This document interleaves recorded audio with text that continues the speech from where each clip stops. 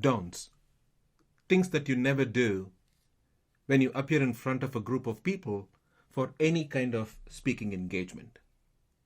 There are 100 different things you are not supposed to do, but I'm just giving you the top 5 or 6 things that you need to be mindful of. There are several others which you will discover as you go on your journey in public speaking. The first thing, never, ever, ever memorize the speech word for word.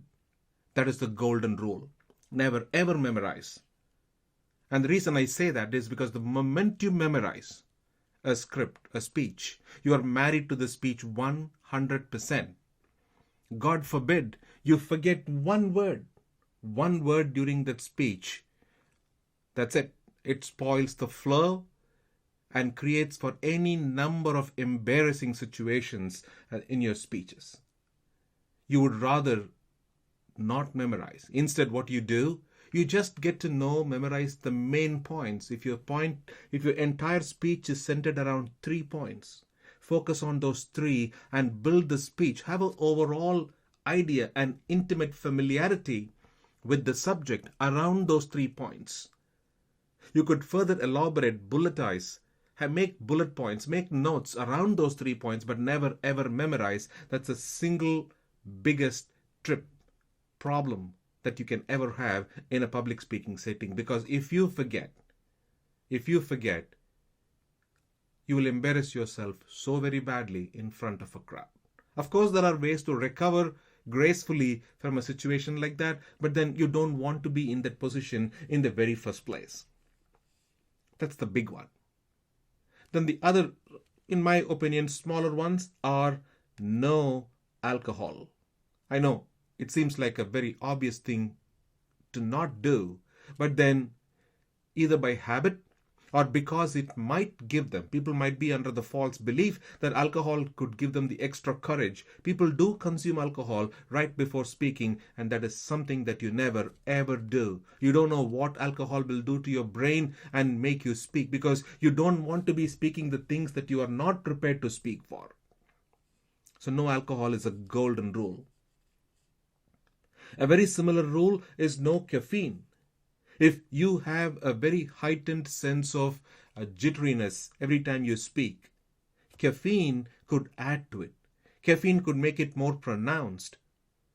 Now, if you are the kind that could drink coffee or something very strong and still be able to speak, of course, you can still do that. But then if you are the jittery kind, I would say stay away from coffee.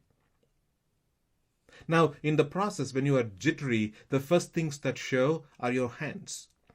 When your hands tremble, when your hands shiver, you don't want your audience to be seeing that. So I would say, don't draw attention to your hands. So the lesser they see your hands, the better. If you have to drink water, make it quick, take a quick sip, and if you can turn away, much better.